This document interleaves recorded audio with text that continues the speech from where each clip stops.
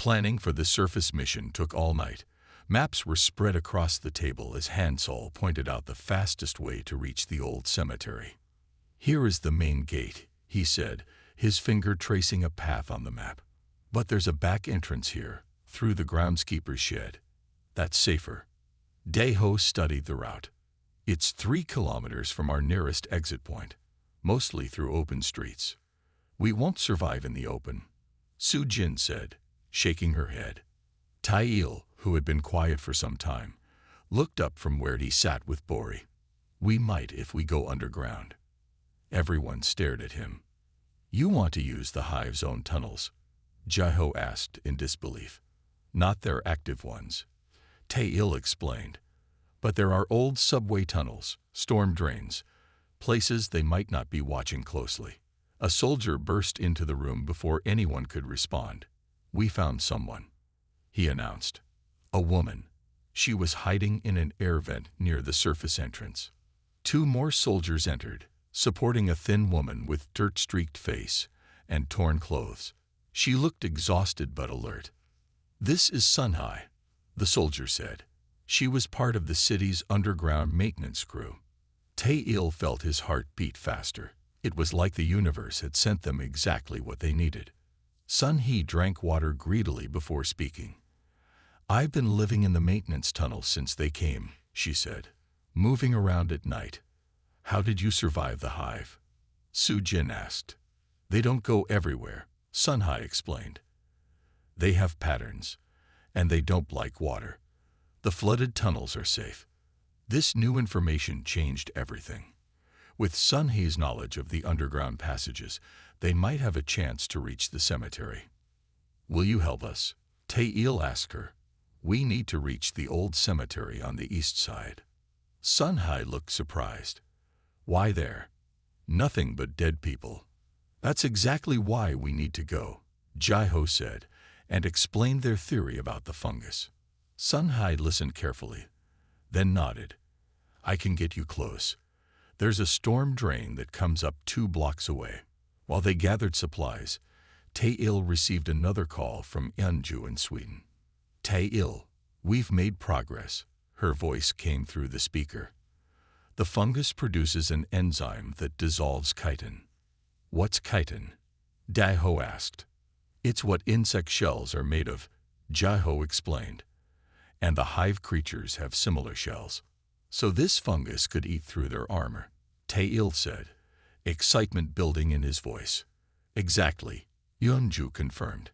"But we need more samples from really old graves. The fungus evolves over time, becomes stronger." They packed light, water, food for 1 day, and sample collection kits that Jae-ho quickly assembled. Bori wore a special vest that Tae-il had designed for her, with pockets for carrying samples. "She's our most important team member," he told the others. "She can smell the hive before we see them, and she can find the best soil samples." As they prepared to leave, Su-jin approached Tae-il.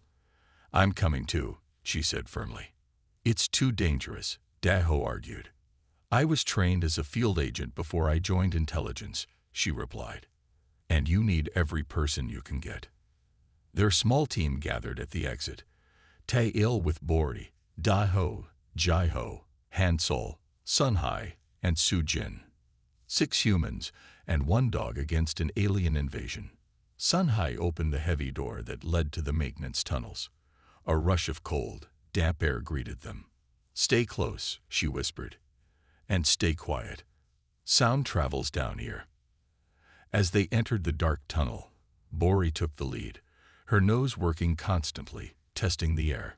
Tae-il felt a strange mix of fear and hope. They were heading into danger, but for the first time since the Hive arrived, they had a plan. "How long will it take to reach the cemetery?" Tae-il asked quietly. "If we're lucky, 3 hours, Sun-hee replied. "If we run into trouble."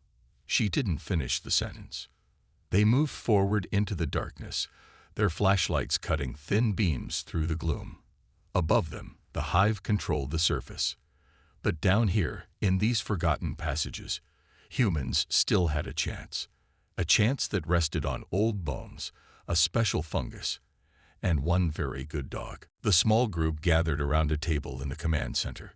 On it, Jai-Ho had placed several soil samples in clear containers. These are from different places, he explained. Before the Hive came, we were studying soil from all over Korea. Tae-il brought Bori closer to the table. Let's see if she reacts to any of them. They watched as Bori sniffed each container. She showed little interest until she reached the 5th sample. Then she became excited, wagging her tail and pawing at the container. What's in that one? Tae-il asked. Jai-Ho checked the label. Soil from near Jeonju. From an ancient burial site. Han Sol moved closer. That's like my cemetery. Old ground with many bodies. Let me see it, Tae-il said, picking up the container. He opened it carefully and looked at the dark soil inside. Do we have a microscope? Jai-Ho nodded and led them to his small lab area. Tae-il placed a bit of the soil on a slide and looked through the microscope. What he saw made him gasp. There's something alive in here, he said. Some kind of fungus. Jai-Ho looked too. Yes, that's common in grave soil. When bodies break down, they create special conditions for fungi to grow.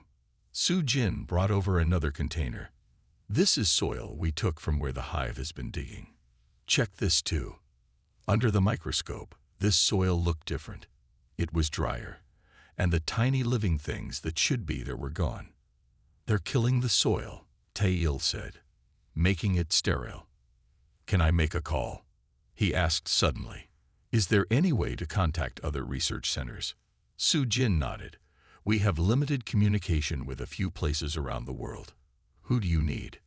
Dr. Yeonju. She works in Sweden now, but she studied with me.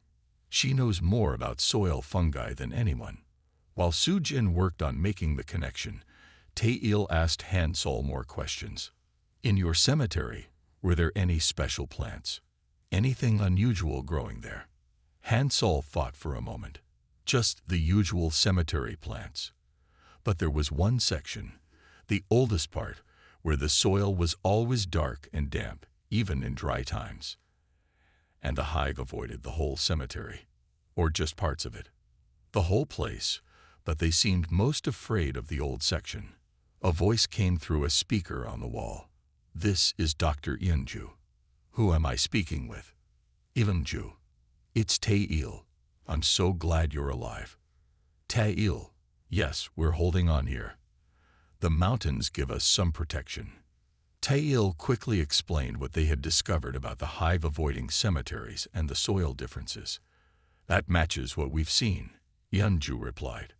The Hive tried to dig into an old church graveyard here, but then suddenly left. We've been studying soil samples too. Have you found anything? Tae-il asked hopefully. Yes, there's a specific fungus that grows in old burial sites. It produces chemicals that break down bodies. We think these chemicals might hurt the Hive creatures. The room went quiet as everyone took in this information. So the things that help break down our dead might break down the aliens too? Daho asked. It's possible, Tae-il said. Their outer shells might be similar enough to be affected. But how do we use this? Su-jin asked. We can't just throw dirt at them. Tae-il looked at Bori, who was still watching the soil samples closely. We need to collect more of this fungus. Study it. Maybe make it stronger. And we need to get to the surface to find it, Jai-Ho added. Daho shook his head. That's suicide. The surface is crawling with Hive. Not if we have Bori, Tae-il said, patting his dog's head. She can smell them coming. And she can find the right soil for us. Bori looked up at him, her ears perked forward as if she understood every word. We need to go to the old cemetery, Han Sol said. The one I worked at. It has the oldest graves in the city. It will be dangerous, Su-jin warned. Everything is dangerous now, Tae-il replied. But we might have found their weakness, and it was under our feet all along. Everyone in the room stared at Bori as she scratched at the floor, her nails making sharp sounds against the concrete. Stop her, Su-jin said, her voice tight with fear. If they're below us, We don't want to get their attention. Tail gently pulled Bori away from the spot. It's okay, girl. It's okay. The dog whined, but followed him to a corner where she sat, still alert, eyes fixed on the floor. A tall man in a lab coat walked over. I'm Dr. Jaiho, he said, extending his hand to Tail. I study alien biology. Or I did, before we knew aliens were real. He smiled, but his eyes were tired and scared. What do we know about them? Tail asked. Jaiho pointed to a screen showing close-up images of the creatures. They're like insects, but not from Earth. They have 6 legs, hard outer shells, and they seem to think as one mind. We call them the Hive. They communicate using smells, Sujin added, like ants with pheromones, but much more complex. Our weapons don't work well on them, Daho said, joining the conversation. Their shells are too hard, and there are too many. On another screen, Tail saw a city on fire. Tanks fired at swarms of the creatures, but for each one that fell, 10 more took its place. What do they want? Tail asked, watching the destruction. They dig, Jaiho said simply. They make tunnels under our cities. And he paused, looking uncomfortable. They take people, Sujin finished for him. They drag them into their tunnels. We don't know why. Tail felt sick. He looked at Bori, who was still watching the floor. And you think my dog can help? How? Your reports say she can find things underground that our machines can't detect, Sujin explained. We need to know where the Hive is digging, how deep their tunnels go. And maybe what they're doing with our people, Jaiho added quietly. A loud alarm suddenly filled the room. Red lights flashed on the walls. They've breached the east side, someone shouted. Daho grabbed his gun. We need to move to a deeper level, he said. Now. They ran down a long hallway, Bori leading the way. The dog seemed to know which turns to take, stopping at each corner to sniff the air. She's avoiding them, Tail realized aloud. She can smell them. They reached a heavy metal door. Sujin typed a code, and it slid open to reveal a small room filled with screens and equipment. This is our real command center, she explained as they entered. Safer down here. The door closed behind them with a solid thunk. On the screens, they could see the upper bunker. Creatures moved through the rooms they had just left. How did they find us so fast? Jaiho asked, his voice shaking. They can sense vibrations, said a new voice. A man sat in a corner, his clothes dirty and torn. I watched them find people hiding in basements. They feel the heartbeats through the ground. This is Hansol, Sujin explained. He was brought in yesterday. He survived on the surface longer than anyone else we know. Hansol nodded weakly. I was a groundskeeper at the old cemetery. The Hive came through, but they didn't stay long. They didn't like it there for some reason. Tail looked at him with sudden interest. The cemetery. They avoided it. Yes, Hansol said, sitting up straighter. They went around it, like they were afraid. Bori began scratching at the floor again, but this time, Tail didn't stop her. He watched as she dug at the concrete, her nails making white marks on the surface. Dr. Kim, your dog is damaging our floor, Jaiho said with concern. Wait, Tail said, kneeling beside Bori. I want to see what she's trying to tell us. He put his hand on the spot where Bori was scratching. The floor was warm, too warm. They're heating the earth, Tail said suddenly. Like they're cooking it, or preparing it, Jaiho suggested, his scientific mind working. Maybe they're changing it to be more like their homeworld. Bori stopped scratching and looked up at Tail.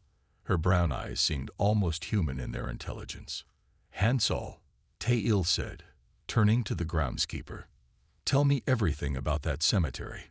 Why would the Hive avoid it? What's in the ground there? Just old bones, Hansol replied. Some of them hundreds of years old. Tail looked back at Bori, who was now lying down, her chin resting on the warm spot on the floor. "Maybe," he said slowly, "that's exactly what we need." The morning sky over Busan was clear and blue until it wasn't. Dr. Tae-il Kim looked up from his clipboard when Bori started to bark. The dog never barked during tests. "What is it, girl?" Tae-il knelt beside the golden retriever. Her ears were flat against her head, her eyes fixed on the sky. Then he saw it, a dark spot, growing larger. At first, he thought it was a storm cloud, but storm clouds didn't move like that. And storm clouds didn't split into 7 smaller pieces that spread across the sky. "Dr. Kim," a voice called from the research building. "Come inside now." Tae-il grabbed Bori's leash and ran. The special research yard, where he'd been testing Bori's ability to find things buried underground, was open and exposed. As he ran, he saw more dark spots appear in the sky. Inside the building, screens showed news from around the world. The same dark spots were appearing everywhere. Seoul, Tokyo, New York, London, everywhere. "What's happening?" Tae-il asked the room. Captain Daeho walked over. His face was tight with worry. "Aliens. They're saying it's aliens. That's not possible." "Look." Daeho pointed to a screen showing a close-up of one of the dark spots. It wasn't a ship like in movies. It was a swarm. Millions of insect-like creatures flying together in a cloud so thick it blocked the sun. The building shook. Outside, people were screaming. "We need to get to the bunker," said Daeho. "The military wants you and your dog safe." "Why us?" "Orders from the top. Whatever you've been doing with this dog, they think it's important." Tae-il looked down at Bori. She was a special dog, bred and trained for the military's Advanced Research Division. She could find things buried deep underground that no machine could detect. Old bones, chemical changes in soil, even pockets of gas. Her nose was better than any tool humans had made. "We're bringing my research," said Tae-il, moving to his desk. "No time," said Daeho, pulling him toward the door. "Grab the dog and let's go." Outside was chaos. The swarms were lower now, and in the street, people ran in all directions. Some were being lifted into the air, caught in the grip of creatures that had dropped from the swarm. Bori growled, her body tense. One of the creatures landed on the ground ahead of them. It was the size of a large dog, with 6 legs and a hard shell. Its head turned toward them, revealing too many eyes and a mouth full of moving parts. "Don't move," whispered Daeho, slowly reaching for his gun. Bori had other ideas. She lunged forward, barking loudly. The creature turned and fled, as if startled. "She scared it away," said Tae-il in surprise. "Lucky for us. Now move." They ran through the streets, Bori leading the way. Twice more they encountered the creatures, and each time Bori's loud barking drove them back. The bunker entrance was hidden in the basement of a government building. Soldiers stood guard, waving them through quickly. "The others are waiting for you," said the guard as the heavy doors closed behind them. The elevator took them deep underground. When the doors opened, they entered a large room filled with computers and screens. People in military uniforms and lab coats moved around quickly. A woman approached them. "Dr. Kim, I'm Soo-jin from Intelligence. We've been waiting for you." "Why me?" asked Tae-il, still holding Bori's leash tight. "Because of her." Soo-jin pointed to Bori. "We think your dog might be our best hope now." On the screens around them, cities burned. The swarms had landed, and the creatures were everywhere. Tanks fired at them. Jets dropped bombs. Nothing seemed to work. "They're called the Hive," said Soo-jin, "and they're taking people underground." Bori suddenly pulled at her leash, moving to a corner of the room. She scratched at the floor, whining. "What's she doing?" asked Daeho. Tae-il watched his dog with growing understanding. "She senses something. Something under us." Soo-jin's face went pale. "Then they're already here." The tunnels beneath the city were cold and wet. Water dripped from the ceiling and splashed under their feet. Their flashlights made long shadows on the walls. "Turn here," Sun Hai whispered, pointing to a smaller tunnel on the right. "This goes under the main street. We can follow it for a kilometer." They walked in a line, with Sun Hai in front and Daeho at the back. Bori stayed near the front, her nose working constantly. Sometimes she would stop and growl softly, and they would all freeze, waiting for danger to pass. "She can smell them even through the concrete," Taeil explained quietly. "The hive must be right above us sometimes." After an hour of walking, they reached a large round chamber where several tunnels met. Water flowed through channels in the floor.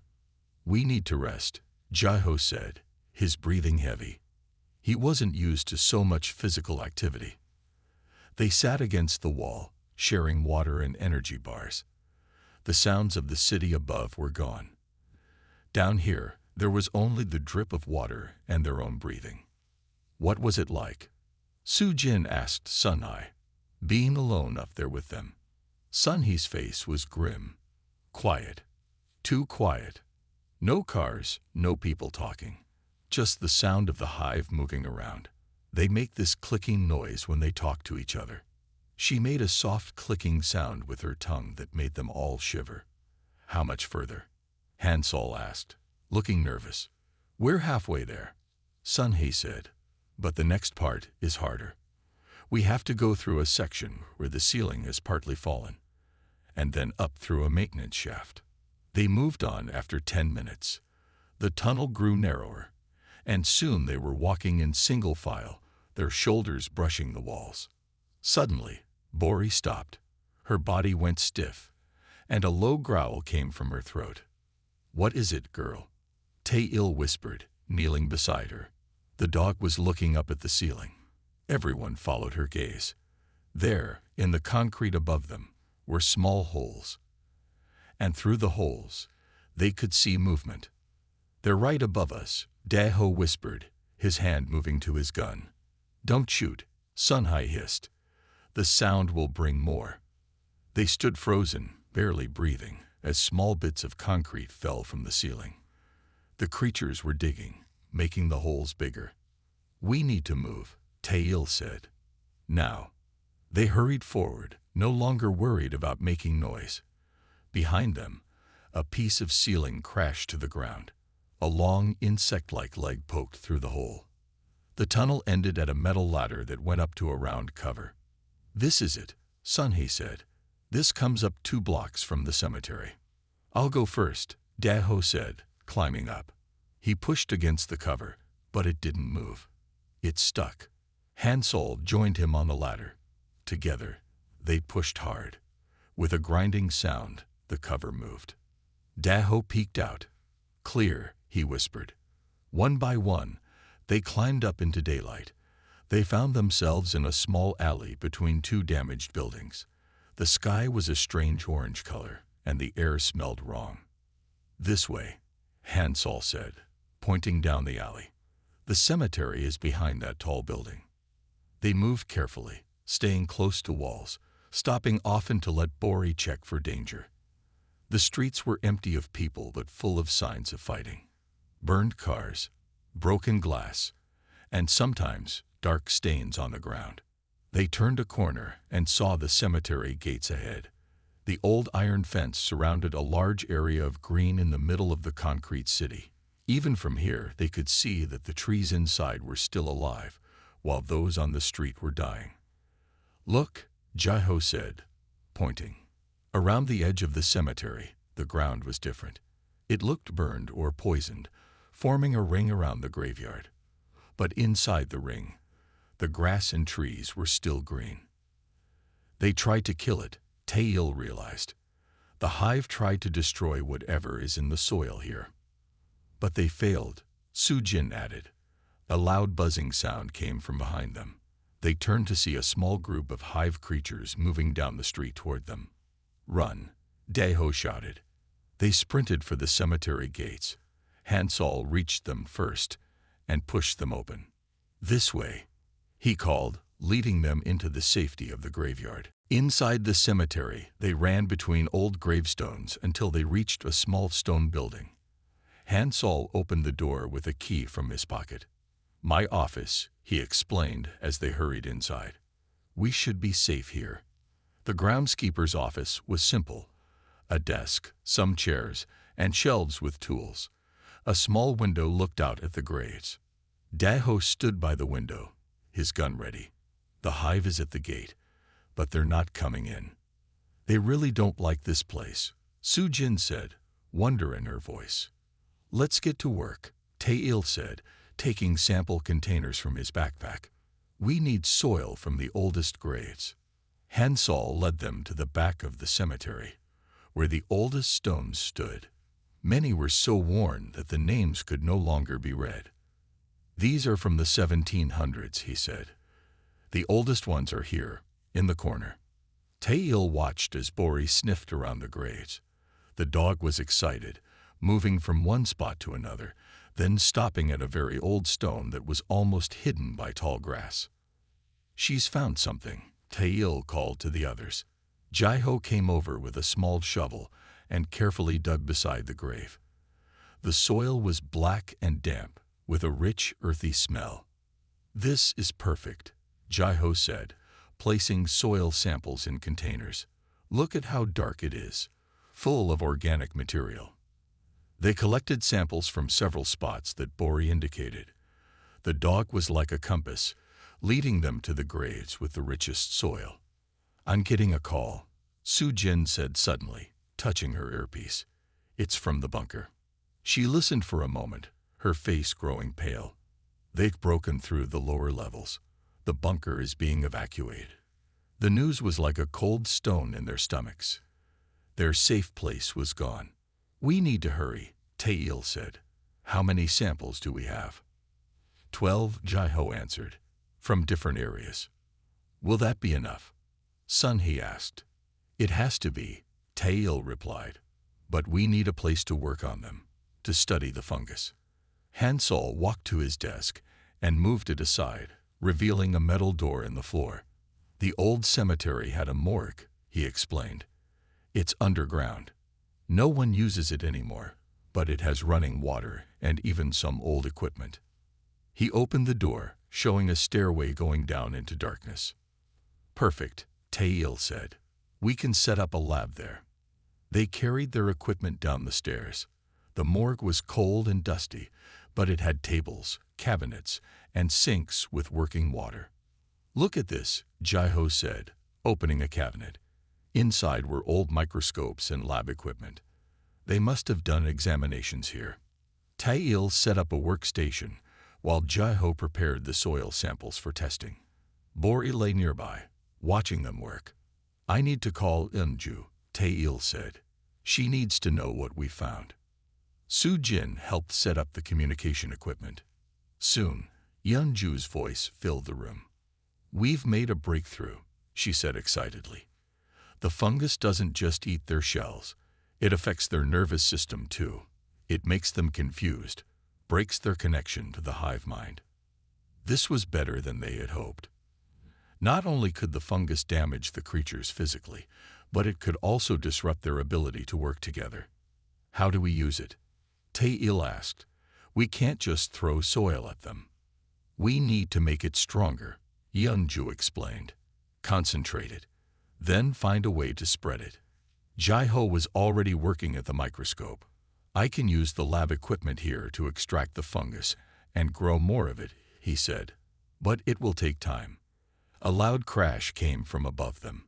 Dust fell from the ceiling. "They're attacking the cemetery," Daho said, his voice tight. "They must have realized what we're doing." Taeil looked at the soil samples, then at Bori. The dog was their key. She could find the strongest fungal samples, and maybe she could also help spread them. "We need to work fast," he said, "and we need a plan for how to use this weapon once we have it." Outside, the sound of the hive grew louder. Their sanctuary wouldn't last forever. The old morgue shook as something heavy crashed above them. Bits of dust and plaster fell from the ceiling. "They're getting closer," Daho said, checking his gun. "I don't have enough bullets to stop them all." Jaiho worked quickly at his makeshift lab. mixing chemicals with the soil samples. I'm extracting the fungus as fast as I can, he said, wiping sweat from his forehead. Tail watched Bori. The dog was sitting quietly, but her ears were up, listening to the sounds above. She didn't seem scared, just alert. Sujin, try to contact anyone still alive at the bunker, Tail said. We need to know what's happening out there. While Sujin worked the radio, Hansol approached Tail with an old yellowed map. I just remembered something, he said, spreading the map on a table. This cemetery isn't the oldest one in the city. What do you mean? Tail asked. Hansol pointed to a spot on the map. This place. It's called the Ancient Grounds. It was a burial site during the Three Kingdoms period, over 1,500 years ago. If old graves have stronger fungus, then those graves would be the most powerful, Tail finished, excitement in his voice. Sunhai looked at the map. I know this place. It's at the edge of the city, near the mountains. But it's far from here. And probably crawling with Hive, Daho added. A loud cracking sound came from above, followed by the sound of breaking wood. They're in the office, Daho said. We're trapped down here. Tail looked around the morgue. There must be another way out. These old buildings always have escape tunnels. Hansol nodded. There is. It leads to the river, for when they needed to dispose of things. Show us, Tail said. Hansol moved a heavy cabinet, revealing a low tunnel. It's small. We'll have to crawl. Just then, Sujin called out. I got someone. It's a military unit, still fighting outside the city. They gathered around the radio as a man's voice came through the static. This is Captain Gill. Who am I speaking with? This is Intelligence Officer Sujin. We have critical information about the Hive's weakness. We need extraction. What's your location? The captain asked. Old City Cemetery. But we need to get to the Ancient Grounds burial site. Sujin replied. There was a pause. We have a team not far from there. They're securing an area where the Hive is digging up old human remains. Could be your ancient grounds. Tail and Jiho looked at each other. The Hive is digging up the old graves, Jiho said. They know about the fungus. They're trying to destroy it. Captain, Sujin said urgently, you need to stop them. Those remains are the key to defeating the Hive. Understood, the captain replied. We'll send a team to your location for extraction. ETA 1 hour. A crash came from the stairs. The door to the morgue was breaking. We don't have an hour, Daho said. Jiho quickly packed the soil samples and his equipment.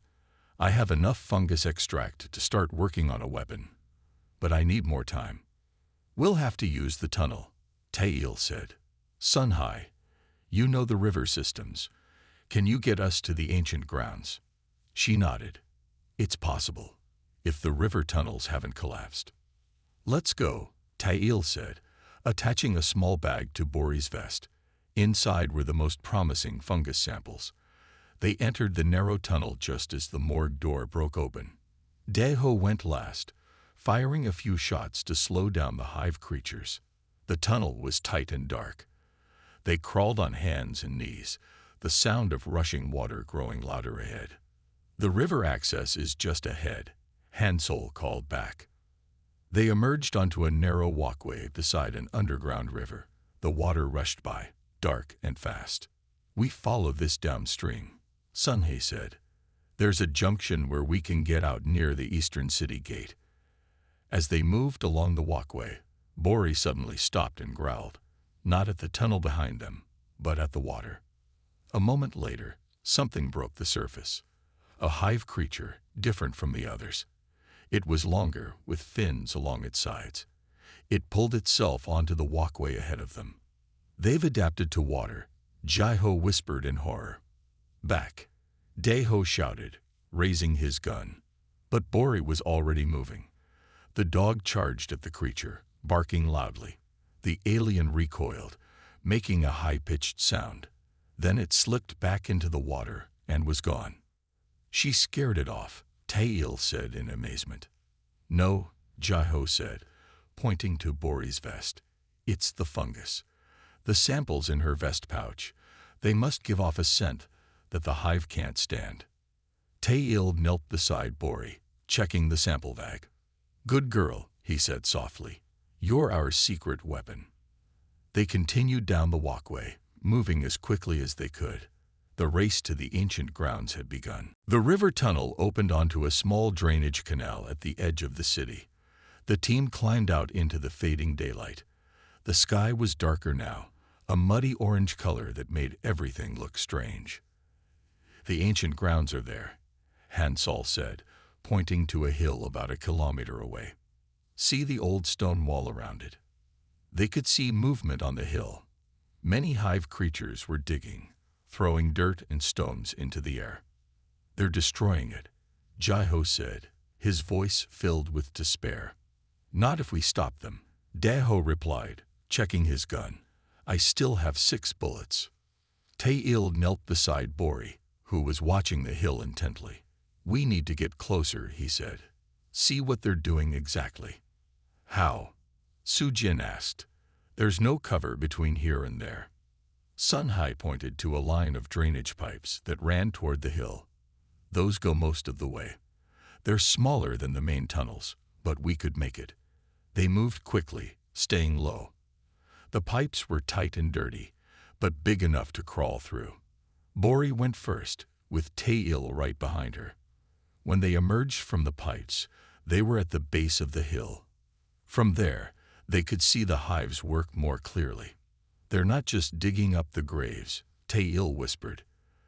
They're loading the remains onto some kind of transport. A large hive creature, bigger than the others, was directing the work. Several smaller ones carried bones and put them in a container that pulsed with a strange light. They're taking them somewhere, Jiho said. But where? Let's follow and find out, Tail suggested. As the transport began to move, they followed at a safe distance. Bori led the way, her nose telling them when hive creatures were near so they could hide. The transport moved slowly down a wide street and stopped at a large building. Once a shopping mall, it was now covered in the same strange material they had seen in hive nests.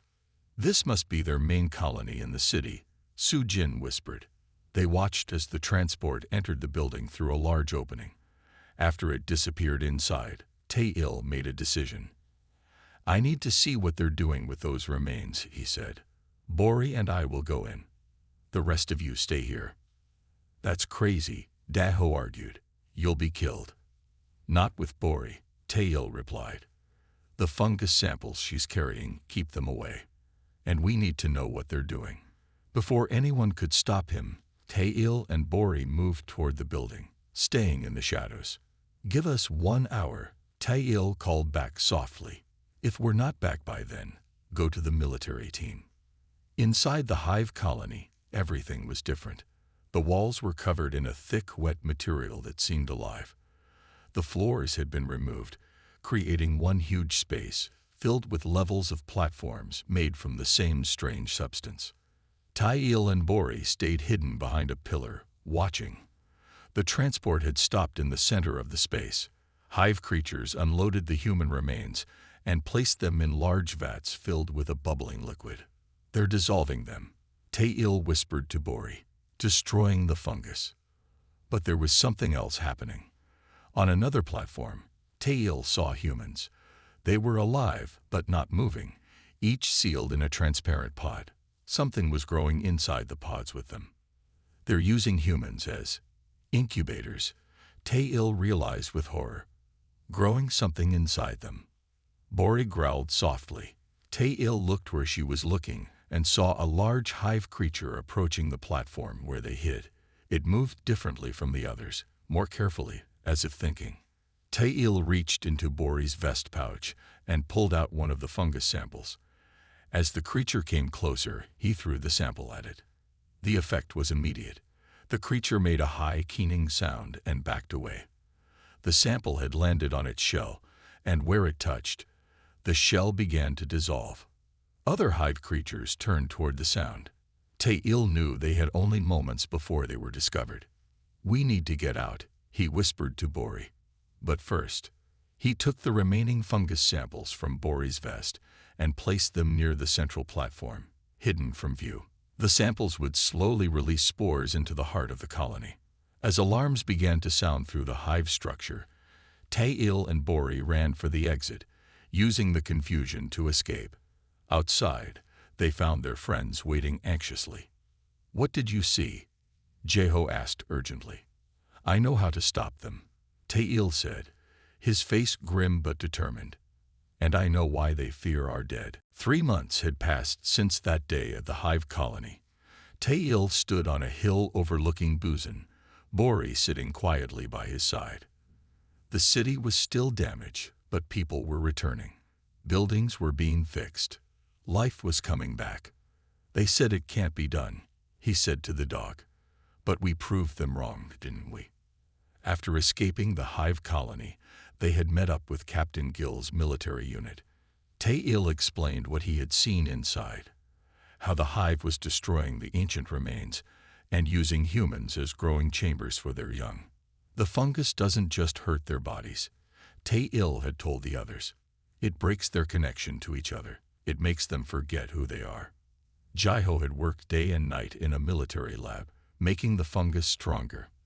They grew it in special tanks, feeding it with the right nutrients.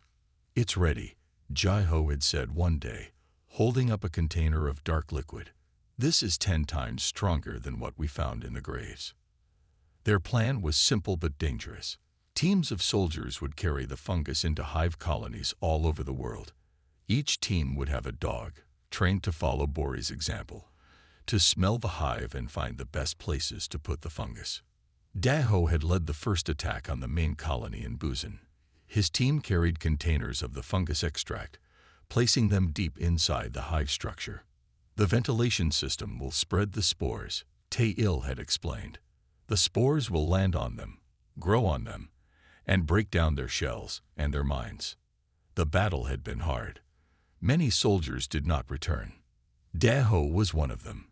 He had stayed behind to make sure the last container was placed correctly, giving the others time to escape. Now, standing on the hill, Tail remembered his friend's sacrifice. And Hansol's too. The groundskeeper had died protecting a group of children they had found hiding in an old school. Their sacrifices meant something, Tail said to Bori, rubbing her ears gently. They helped save everyone. The fungus had worked better than they had hoped. Within days, the hive creatures began to act strangely. They fought each other. They wandered aimlessly. Their perfect organization fell apart. The military moved in, clearing out the confused aliens. Some escaped in their ships, fleeing back to wherever they had come from. Others died as the fungus ate through their bodies. "Dr. Kim," a voice called. Tail turned to see Su-Jin walking up the hill. She wore a military uniform now, with captain's bars on her shoulders. "The new team is ready," she said. 20 dogs, all trained like Bori. "And the vaccine is working. People don't get sick from the fungus anymore." Jeho had created a vaccine to protect humans from the fungus. It was being given to everyone, allowing people to return to the city safely. "And the messages?" Tail asked. Su-Jin smiled. "We've sent them. If the hive ever comes back, or if they send others, they'll know that Earth has a defense. A natural defense that's been here all along." They had broadcast messages into space, telling any listening aliens that Earth was protected by its own dead, that humans and their planet were part of a cycle of life and death that created its own defenders. "They sent a hive of nightmares," Tail said softly, "and we sent a dog that dug up graves." Bori looked up at him, her brown eyes wise and calm. She had become a symbol of hope. Pictures of her were on posters, in books, even on the new currency, the dog who helped save humanity. In the valley below, people were clearing land for farming. Children played in cleaned-up parks. Soldiers worked alongside civilians to rebuild homes. "It's time for the ceremony," Su-Jin reminded him. Today they would open a memorial for those lost in what people now call the Hive War. Daho's name was on it. So was Hansol's, and many others. As they walked down the hill, Bori stopped and looked back. For a moment, Tail wondered what she sensed. But then she turned and followed him. Her job as guardian not finished, but changed. The world was different now. Humans understood better how connected they were to their planet, to its cycles of life and death.